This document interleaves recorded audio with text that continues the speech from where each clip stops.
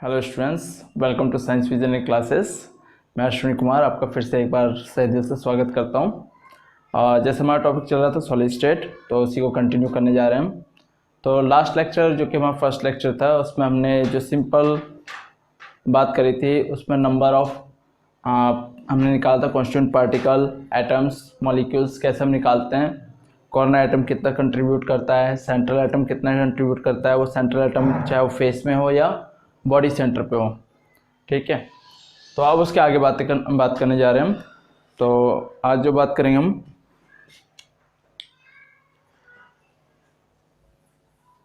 वो बात करेंगे हम कोऑर्डिनेशन नंबर। तो कोऑर्डिनेशन नंबर को हम कैसे समझते हैं, उसके लिए हमें पता होना चाहिए 1D 2D और 3D में।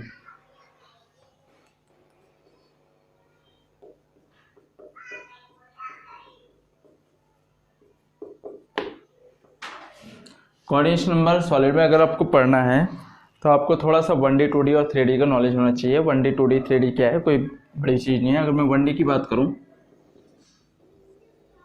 तो 1D क्या है, अच्छा कुछ लोगों के मन में दिमाग में बात चल रही होगी कोऑर्डिनेशन नंबर क्या है। चलिए अभी बात आएगी तो मैं बताता हूँ कोऑर्डिनेशन नंबर क्या है।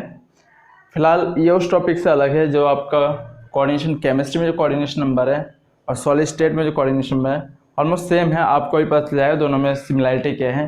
कोऑर्डिनेशन नंबर आपको ऐसे समझ सकते हो, जो नियरेस्ट एटम है या जो डायरेक्टली अटैच दूसरे एटम से या कॉन्स्टिट्यूएंट पार्टिकल से डायरेक्टली अटैच है, उसी को उसको कॉन्स्टिट्यूएंट नंबर कहते हैं। चलिए समझते हैं पहले। जैसे मान लीजिए यहाँ कुछ मॉलिक्यूल या कॉन्स्टिट्यूएंट पार्टिकल एक दूसरे से डायरेक्टली अटैच है।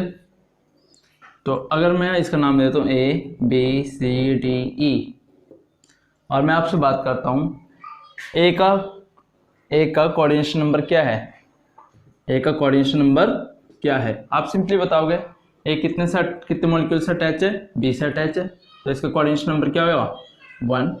या मैं आपसे पूछता हूँ, ये ए के लिए था, अगर मैं आपके लिए बी के लिए पूछता हूँ तो आप कोऑर्डिनेशन नंबर क्या बताओगे, तो कोऑर्डिनेशन नंबर बताओगे बी किस से अटैच है, ए से अटैच है और सी से डायरेक्टली अटैच है, तो इसके लिए कोऑर्डिनेशन नंबर क्या हो जाएगा 2। अगर मैं सी की बात करूं तो आप सी के लिए भी यही कहोगे डी से अटैच है और बी से अटैच है डायरेक्टली नियरेस्ट एटम। इससे मतलब नहीं कि बी कितने से अटैच है या डी कितने से अटैच है, वो डायरेक्टली कितने से अटैच है सी, उसी को उसका कोऑर्डिनेशन नंबर कहेंगे। तो अब बात करते हैं 1D 2D 3D solid state में। तो 1D की बात करूँ तो वन डायरेक्शनल, अगर वो आपका एक्सिस में या अगर आपके कॉन्स्टेंट पार्टिकल रिपीट हो रहे हैं या वाई एक्सिस में, this your X, this your Y, है ना। तो आप इसके लिए अगर कोऑर्डिनेशन नंबर पूछ लिया तो आप 1D बॉक्स में 1D में आप कैसे बताओगे कि कोऑर्डिनेशन नंबर कितना है, क्योंकि आपके माइंड में चल रहा है यहाँ तो कोऑर्डिनेशन नंबर 1 भी है इसका और इसका कोऑर्डिनेशन नंबर 2 भी है। तो सिंपली वो आपसे ये जानना चाह रहा है यहाँ पे कोऑर्डिनेशन नंबर कितना है, तो आप वो बताओगे जो यहाँ पर मैक्सिमम होगा। तो मैक्सिमम इसका तो 1 आता है, इसका कोऑर्डिनेशन नंबर क्या है 2 है डायरेक्टली अटैच, तो यहाँ पे कोऑर्डिनेशन नंबर आप 2 बताओगे किसके लिए 1D के लिए। या यहाँ पे ले लीजिए, यहाँ पे भी आपसे अगर पूछा जाए तो आप इसको ना बता के इसको बताओगे जिसका मैक्सिमम आता है, कोऑर्डिनेशन नंबर 2 आ जाएगा 1D सॉलिड के लिए। अगर मैं वही बात करूँ 2D की,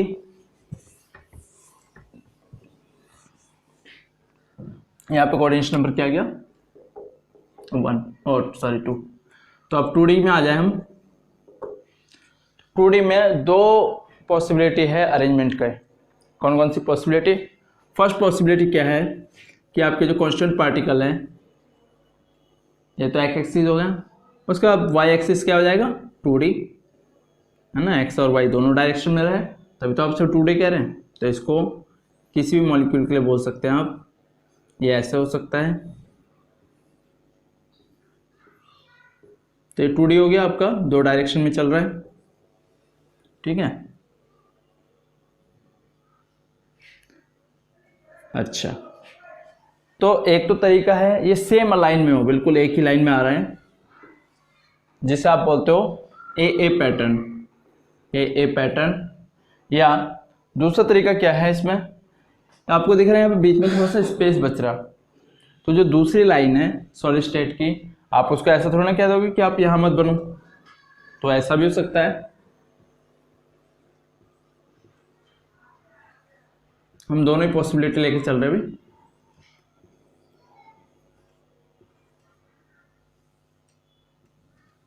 ठीक है, और बना दो, लीजिए।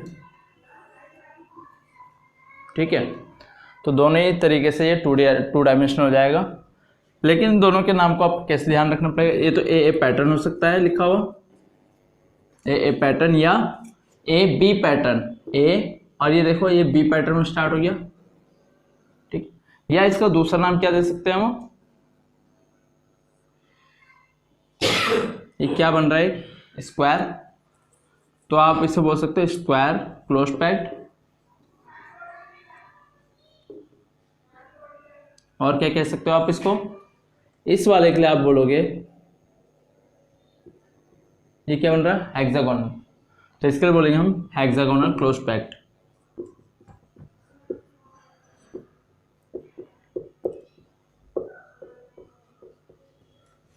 लेकिन अब आपसे क्वेश्चन कैसे पूछा जाएगा, वहाँ पे डायग्राम तो होगा नहीं, तो वहाँ आपसे ऐसा पूछा जाएगा टू डायमेंशनल में स्क्वायर क्लोज पैक्ड या हेक्सागोनल क्लोज पैक्ड में कोऑर्डिनेशन नंबर क्या है। तो वही आपको अपना ट्रिक यूज़ करना है, तरीका यूज़ करना है, जो डायरेक्टली नियरेस्ट एटम है, जो डायरेक्टली अटैच है, ये डायरेक्टली अटैच है। फर्स्ट क्या ये वाला ये अटैच है इससे, लीजिए मैं इसको हटा देता हूँ यहाँ से, आपको समझने में अगर दिक्कत हो रही हो।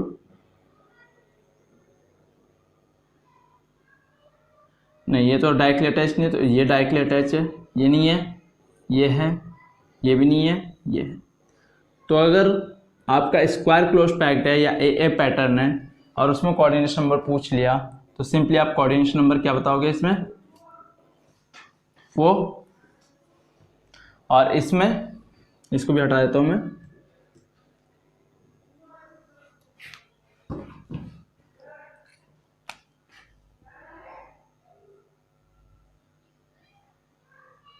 बताइए,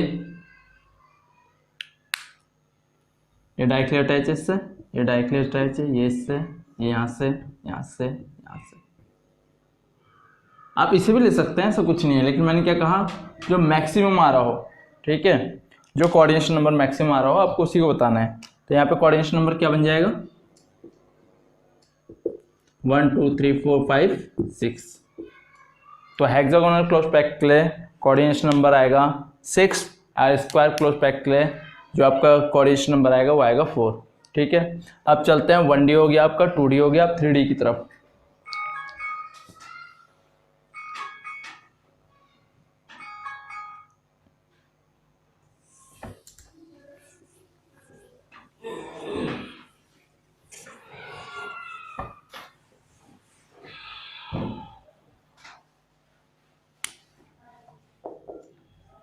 थ्री डायमेंशनल क्लोज पैक्ड में चल रहे हम, या सॉरी 3 डायमेंशनल सॉलिड स्टेट कह दीजिए, जैसे आप इच्छा।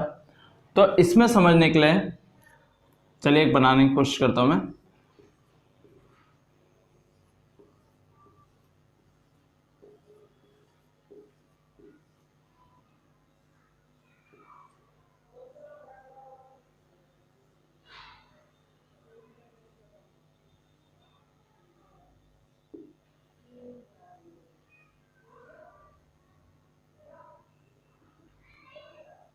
चलिए ठीक है, आपको समझ आ रहा होगा, ठीक है। अच्छा, इसमें अगर आपको पूछ लिया जाए कोऑर्डिनेशन नंबर बताइए, तो इसमें कोऑर्डिनेशन बताने में थोड़ा सा आपको दिक्कत हो सकती है। तो एक काम करते हैं, हम 3 डायमेंशनल उन यूनिट सेल को लेके चलते हैं जो अभी हमने पिछले लेक्चर में पढ़ा है। अभी अगर आपने लास्ट लेक्चर नहीं देखा तो उस लास्ट लेक्चर को मैं डिस्क्रिप्शन बॉक्स में दे दूंगा, उसका लिंक आप वहाँ से भी देख सकते हैं उसको। तो यूनिट सेल में क्या क्या पढ़ा था, एक तो सिंपल, ठीक है, और दूसरे क्या पढ़ा था हमने, FCC, BCC और NCC। तो अगर मैं बात करूं सिंपल की, तो ये आपको देख के अगर जिसने पिछला लेक्चर पढ़ा उससे समझ आ रहा होगा, सिंपल ये आपका, ये जो आपका लैटिस है, क्रिस्टल लैटिस, इसमें से जो यूनिट सेल निकल के आएगा वो सिंपल होगा। अगर आपको ये समझ नहीं आ रहा कोई बात नहीं, मैं और सिंपल तरीके से बनाने की कोशिश करता हूँ।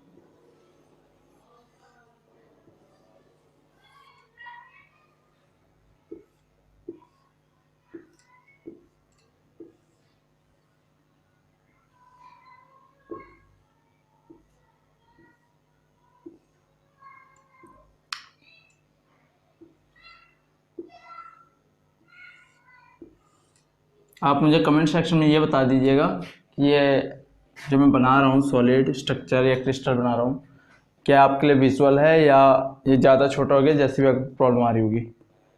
अगर मुझसे हो पाया तो मैं उसको करेक्शन करूँगा, ठीक है। चलिए देखते हैं आगे। तो इसमें आपके यूनिट सेल, कोई सा भी एक यूनिट सेल लीजिए।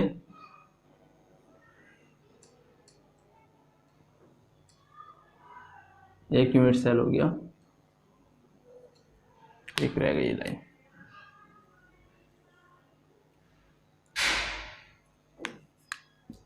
ये आपका एक यूनिट सेल हो गया, ठीक है। और इसमें आपके पार्टिकल कहाँ कहाँ पर है? पार्टिकल हर एक कॉर्नर पोजीशन पे होगा, यहाँ पर, यहाँ पर, यहाँ पर, यहाँ पर, यहाँ पर, यहाँ पर।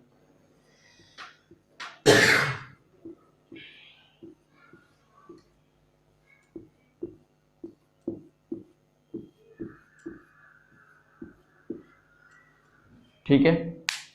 अच्छा, इसमें से मैंने इस यूनिट सेल को यहाँ उठा के लेके आया और ये कुछ ऐसा बन रहा है।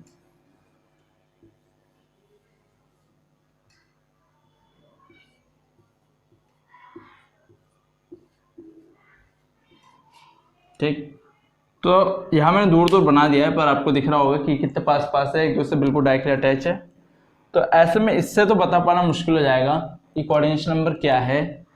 तो जब भी आपसे वो ऐसे पूछे सिंपल यूनिट सेल या आपसे पूछे बीसीसी में कोऑर्डिनेशन नंबर क्या है, तो आप कंप्लीट लैटिस के बारे में ही कंसीडर करके चलना है। अगर मैंने आपसे सिंपल में पूछा तो सिंपल के बारे में आपको पूरे लैटिस के बारे में सोच के चलना है और तब बताना आपको कोऑर्डिनेशन नंबर क्या है। किसी को भी उठा लीजिए, ये मिडिल में है तो इसी का कहीं ना कहीं ज़्यादा हो रहा होगा, मैं इसी से देखता हूँ। मैं ये यहाँ से एक हो रहा होगा, एक, पीछे 2, सामने 3, ऊपर 4, नीचे 5 और इधर एक 6। बात नहीं बनी? दोबारा देखिए, ये मिडिल वाला मैंने बना दिया एक, वो ये तो मिडिल में है। इससे जो इधर होगा एक, इधर होगा 2, एक पीछे होगा 3, एक सामने होगा 4, एक नीचे होगा 5 और एक ऊपर 6। तो सिंपल वाले में कोऑर्डिनेशन नंबर आपसे अगर पूछा जाए तो आप कितना बताओगे? जी हाँ, 6। तो सिंपल वाले में कोऑर्डिनेशन नंबर क्या आ जाएगा? 6। अब आगे बढ़ते हैं एफसीसी में। एफसीसी में बाद में चलते हैं, पहले मैं उससे भी सिंपल एनसीसी में ले लेता हूँ। और बीसीसी में एनसीसी एफसीसी आपको एक ही जैसा समझ आएगा। इसको हटा दीजिए, अभी इसे समझते हैं बीसीसी को। तो मैं बीसीसी की अगर बात करूँ तो बीसीसी में यहाँ कहीं मॉलिक्यूल होगा बीचों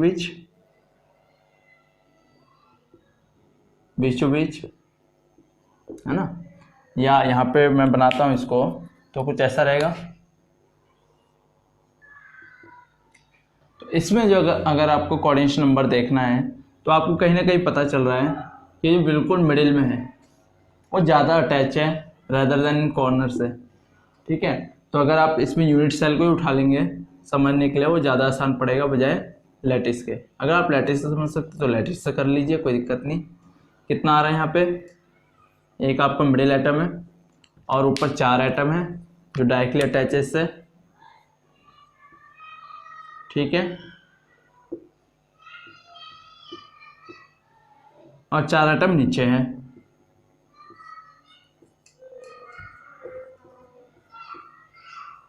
कितना हो गया इसका कोऑर्डिनेशन नंबर? जी हाँ, इसका कोऑर्डिनेशन नंबर हो गया है 8। अब एफसीसी और एनसीसी में क्योंकि ऑलमोस्ट स्ट्रक्चर सेम रहता है तो मैं सिर्फ एफसीसी को दिखा जा रहा हूँ आपको कि उसमें कोऑर्डिनेशन नंबर क्या आएगा।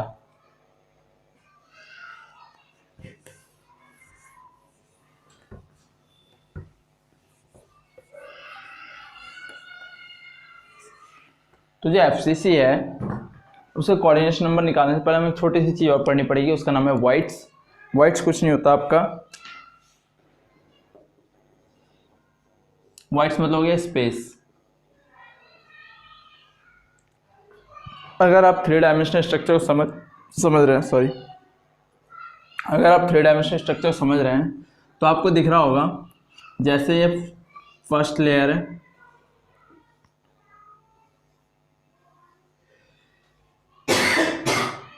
फर्स्ट लेयर के ऊपर जैसे ही सेकंड लेयर आएगा, सेकंड लेयर किसी और कलर से दिखाता हूँ मैं। सेकंड लेयर आएगा इसके ऊपर, तो इनके ऊपर, इनके बीच में एक स्पेस सा बन जा रहा, इनके बीच में एक स्पेस सा बन जा रहा है। मेरा डायग्राम इतना अच्छे से नहीं बना, कोई बात नहीं, बाकी आपको इसमें भी दिख रहा होगा कि डायग्राम कैसा है। एनसीईआरटी बुक से मैंने रेफरेंस लिया है, ठीक। तो यहाँ जो वाइड आ रहा है, वाइड मतलब स्पेस जो आ रहा, तो 4 मॉलिक्यूल के बीच, नीचे 3 है और एक ऊपर। तो ऐसे वाइड्स को हम कैसे रीड करेंगे, उसके लिए हमें क्या करते हैं, वाइड्स को 2 पार्ट में डिवाइड कर देते हैं।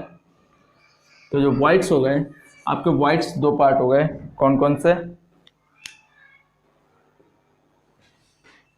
एक होता है टेट्राहेड्रल और एक होता है ऑक्टाहेड्रल। तो टेट्राहेड्रल वाइड्स किसको कहेंगे आप, जब 3 मॉलिक्यूल के ऊपर, जो 3 मॉलिक्यूल मिलके एक स्पेस से बना रहा है और उसको कवर कर रहा है 4th मॉलिक्यूल जो आप इसके ऊपर है, तो ऐसे में टेट्राहेड्रल वाइड बन रहा। कैसे बन रहा, अच्छा देखिए इसको, 3 मॉलिक्यूल नीचे है,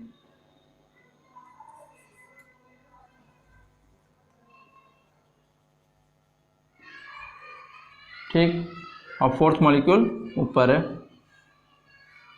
इनको अगर मैं आपस में मिलाता हूँ, सारे एक दूसरे से अटैच है डायरेक्टली, सीधे सीधे। अब देखिए, अगर आपने चतुष्फलकीय या टेट्राहेड्रल स्ट्रक्चर पहले कभी देखा है तो आपको दिख रहा होगा इसमें 4 सरफेस ही आ रहा है, 4 आपको फेस बन रहा होगा, एक इधर है, एक इधर, एक पीछे है और एक बॉटम में। टेट्राहेड्रल आ गया। तो ऐसे स्ट्रक्चर की वजह से जो वाइड बन रहा है, जो बीच में स्पेस बन रहा, उस स्पेस को आप बोलोगे टेट्राहेड्रल वाइड, टेट्राहेड्रल वाइड, ठीक है। ऐसे ऑक्टाहेड्रल वाइड की तरफ हम चलते हैं। ऑक्टाहेड्रल वाइड कब बन रहा है, ऑक्टाहेड्रल वाइड तब बन रहा है जब मान लीजिए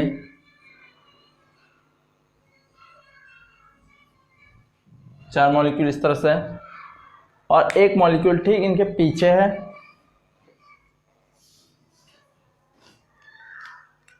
एक मॉलिक्यूल ठीक इनके पीछे, यानी कि ब्लू कलर से इसको मैंने दिखाया, और एक मॉलिक्यूल इनके ऊपर है, जिसे मैं ग्रीन कलर से दिखा रहा हूं। तो ऐसे वॉइड को आप क्या कहेंगे, इसको जरा समझते हैं ठीक से। मतलब 4 मॉलिक्यूल या 4 कांस्टेंट पार्टिकल तो एक ही प्लेन पर है,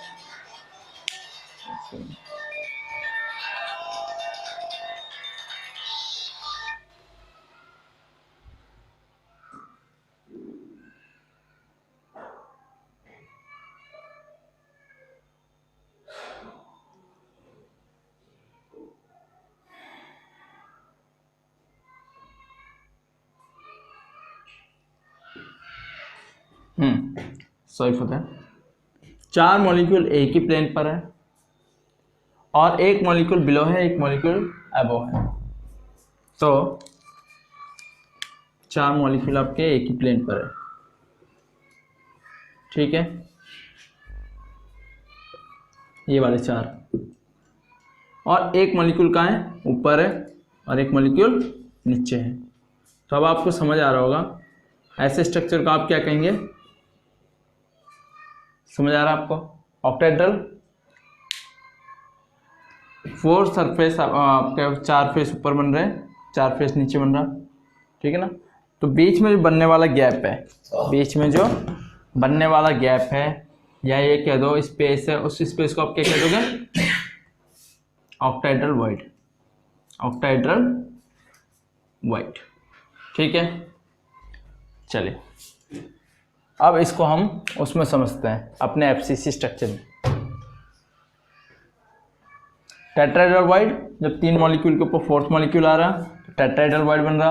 और ऑक्टाहेड्रल वाइड किसको कहेंगे, 4 मॉलिक्यूल है, एक ऊपर आ गया, एक इससे नीचे आ गया, तो ऐसा हम बोलते हैं ऑक्टाहेड्रल वाइड, ठीक है। आगे बढ़ते हैं।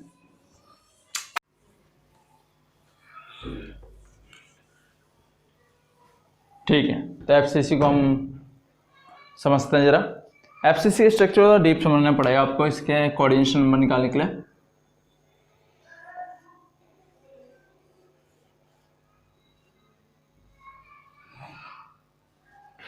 ठीक है, कुछ ऐसे। FCC याद तो है ना सभी को? वेरी गुड, जिसमें फेस में रहता है।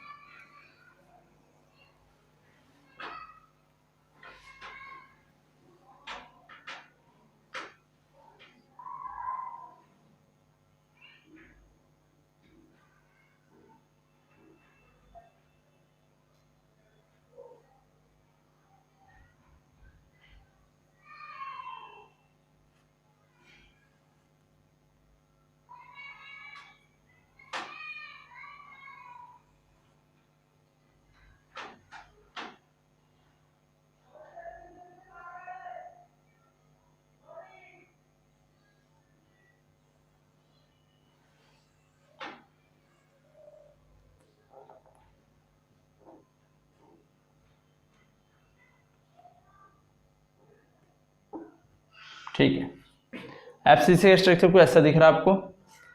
ठीक है, अब अगर हम इसके वाइड को समझना है, इसके स्पेस को समझना है, तो थोड़ा सा डेप्थ में जाना पड़ेगा। देखिए,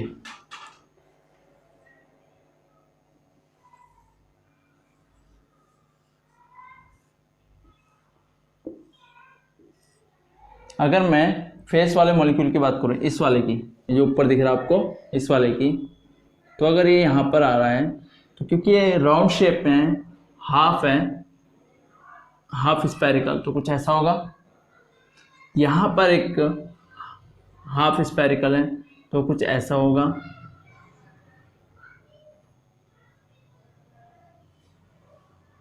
ठीक है, यहाँ पे भी हाफ है, तो वो भी पीछे से ऐसा कुछ टच हो रहा होगा। ऐसी बॉटम में एक हाफ मॉलिक्यूल है, तो वो भी टच हो रहा होगा इस तरह से। तो आपको देख रहा होगा कि स्पेरिकल शेप की वजह से ये पूरी तरह से एक दूसरे टच नहीं हो पा रहे, जो अपोजिट शेप में, ये इससे टच नहीं हो पा रहा, ये इससे टच नहीं हो पा रहा, है ना। मतलब ये मॉलिक्यूल जो है, ये वाला इसके अपोजिट में होगा, उससे टच नहीं हो रहा होगा, या ये वाला जो है इसके पीछे वाले से टच नहीं हो रहा, या ये जो ऊपर है ये अपने बॉटम वाले से टच नहीं हो पा रहा होगा। ठीक है, तो ऐसे ही एक सामने मॉलिक्यूल होगा, वो ठीक पीछे वाले से टच अटैच नहीं हो पा रहा होगा। तो मैं ऐसा कह सकता हूँ, ये वाला एक मॉलिक्यूल हो गया, एक सामने हो गया, एक इधर हो गया, एक पीछे हो गया, एक पीछे हो गया, एक सामने हो गया, एक इधर हो गया, एक इधर हो गया, है ना। 4 मॉलिक्यूल आपका एक ही प्लेन पे हो गए, और एक मॉलिक्यूल आपका अप है, एक मॉलिक्यूल डाउन, ये वाले। तो क्या ये मिलके आपका एक वो नहीं बना रहे होंगे,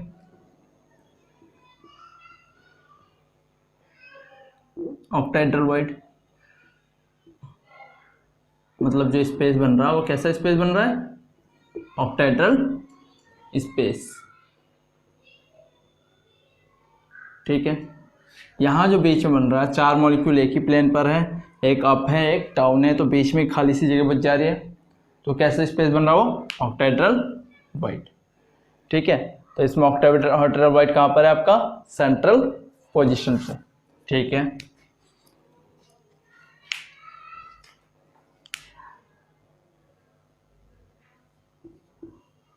और ऑक्टाहेड्रल वॉइड कहाँ पर हो सकता है उसको भी समझते हैं जरा।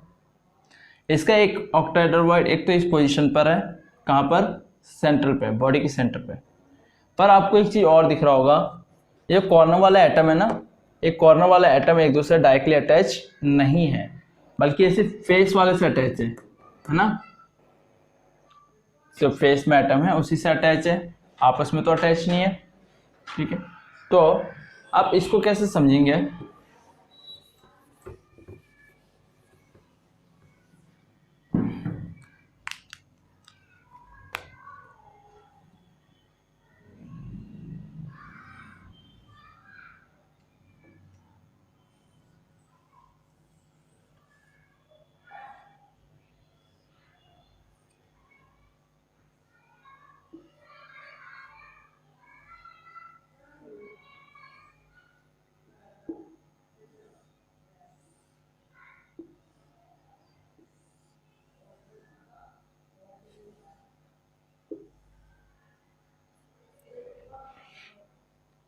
ठीक है, जो फेस पे है आपका मॉलिक्यूल कहाँ कहाँ पर है?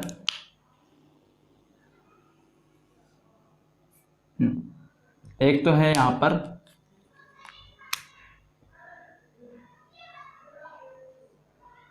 देखिए यहाँ पर इसका हाफ, यहाँ पर फेस वाला मॉलिक्यूल हो गया, यहाँ पर फेस वाला मॉलिक्यूल हो गया। तो देखिए अब जब इसको समझना है आपको,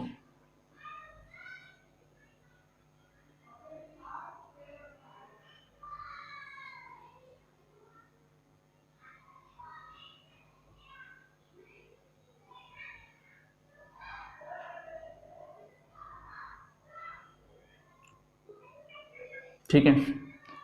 ये जो आपका एटम है, ये जो आपका एटम है, ये 4 एटम एक फेस पे आ रहे हैं और ऐसी हाफ एटम नीचे आ रहा होगा और हाफ एटम इसके ठीक ऊपर आ रहा होगा, ठीक है। 4 एटम आपके यहाँ पर, यहाँ पर, यहाँ पर, और एक एटम ऊपर, एक एटम नीचे। वाइट जो है थोड़ा सा क्रिटिकल जरूर होता है, उसे समझना मुश्किल होता है, पर अगर आप एक बार समझ जाते हैं कि वाइट क्या है तो आपको आगे के लिए प्रॉब्लम नहीं होती।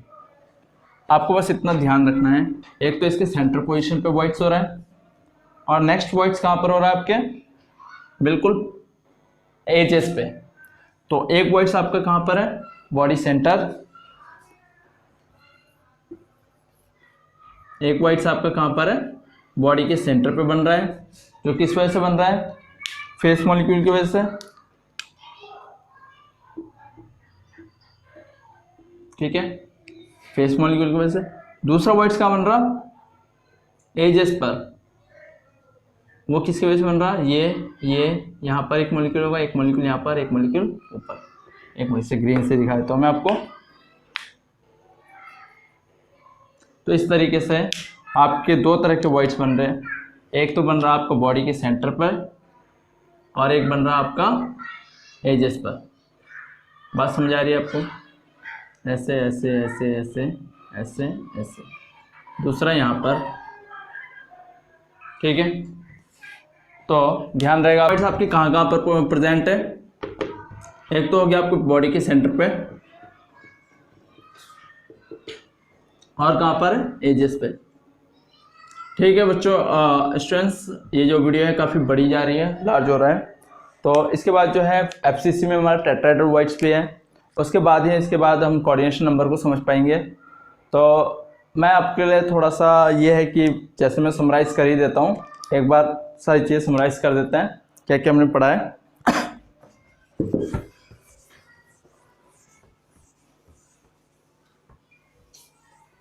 हम जो पढ़ रहे थे कोऑर्डिनेशन नंबर, तो कोऑर्डिनेशन नंबर क्या है, कोऑर्डिनेशन वो नंबर है जो नियरेस्ट एटम से डायरेक्टली अटैच होता है। तो हमने देखा 1D के लिए कितना आया था कोऑर्डिनेशन नंबर, 2D के लिए 2 टाइप से था, एक था आपका square planar square close packed, एक काम करते शॉर्ट में लिख देता हूँ मैं, स्क्वायर क्लोज पैक्ड, इसमें कितना आया था 4, और हेक्सागोनल क्लोज पैक्ड में 6। अब 3D में आए थे हम, तो 3D में हमने जो निकाला उसमें हम यूनिट सेल के हिसाब से चलने लगे थे। तो जो सिंपल था उस सिंपल में कितना आया था 8 नहीं 6 बिल्कुल। उसके बाद बॉडी बीसीसी में 8, उसके बाद एफसीसी में यह भी मैं निकालना बाकी है, तो इसको मैं वीडियो को आगे कंटिन्यू करूँगा। तब तक के लिए अभी इतना ही। और अच्छा वाइट्स हमने बताया था, इसको समझने के लिए हमें वाइट्स ध्यान रखना पड़ेगा। वाइट्स जो है आपके 2 टाइप के होते हैं, कौन कौन से, टेट्राहेड्रल और ऑक्टाहेड्रल। तो हमने टेट्राहेड्रल के लिए क्या पढ़ा, जब 3 मॉलिक्यूल के ऊपर 4th मॉलिक्यूल आ जाए, 3 मॉलिक्यूल के ऊपर 4th मॉलिक्यूल आ जाएगा तो टेट्राहेड्रल वाइट बनेगा। और 4 मॉलिक्यूल हैं तो उसके अबो और बिलो अगर मॉलिक्यूल आ गया तो ऑक्टाहेड्रल वाइट। अगर आपको ये बात समझ नहीं आ रही है तो आप इसको ऐसे समझ सकते हैं, 3 एटम नीचे है और एक एटम ठीक उसके ऊपर है, जैसा आपका चतुष्फल की संरचना भी होती है।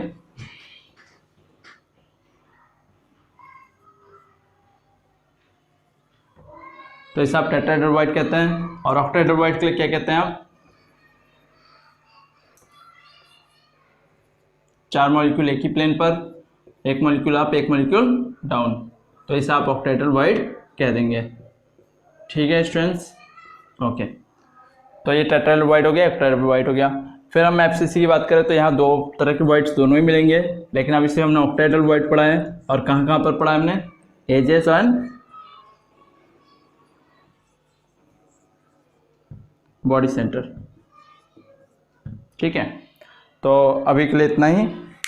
बाकी अगर आपको मेरी वीडियो समझ आ रही है, मेरा वीडियो आपको समझ आ रहा है और आपको लग रहा है कि हाँ ये मेरी बात औरों तक भी जानी चाहिए, तो प्लीज़ मेरी वीडियोस को और के साथ भी शेयर करें और सब्सक्राइब करें। तब तक के लिए have a nice day, good night, see you.